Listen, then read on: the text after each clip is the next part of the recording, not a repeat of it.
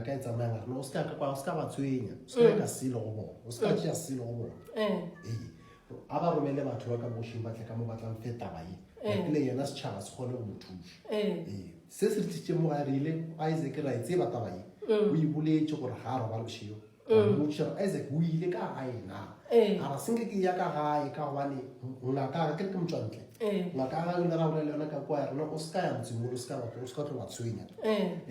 bogoši ya go thuša ya nna banya go tswa bogoši bo tlile ka gae go ba jwang awa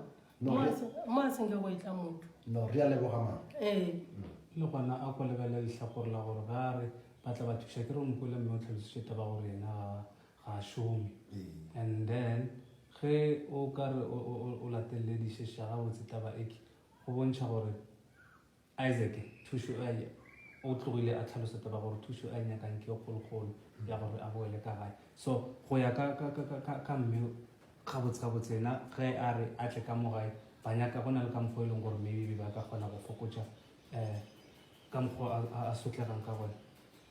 polele ba re fanyana gore Isaac o re yena o nyaka go tlhapišwa mama polele a fanya yona o re ga nyaka go tlhapišwa ka mo gae o nyaka ya kwa gagago yana re tse gore ge Isaac a ka tla ka mo gae le tlo mo fa thušo efe thušo yona a tlano bona a ke tsebe a ke bereke ke mo gae a le bereke le mo gae ye ke ka fa gore tla le ka gore re nyake le thušo mola le mola gore a kgone go thušagala le le ka mo gae sa ntse le thušagale ke a tshepe se dirileng mo gae se bohloko thata re boletse le tubse re boditše gore no le yena o nyaka counseling go bohloko thata go latlhegelwa ke ngwana o wa mmona mosegare bešio tla leka go le thuša ka bokgore ka kgonang ka gona re sa tsebe le nna mama ke eng thušo le ka e kgopelang gore thušo e nna nka e kgopelang go lena ke gore re bone gore mošimane re mo leboga jwang lena gabotse le ya go thuša mošimanyano fela lena ka mogae ga gona thušo e le tlhokang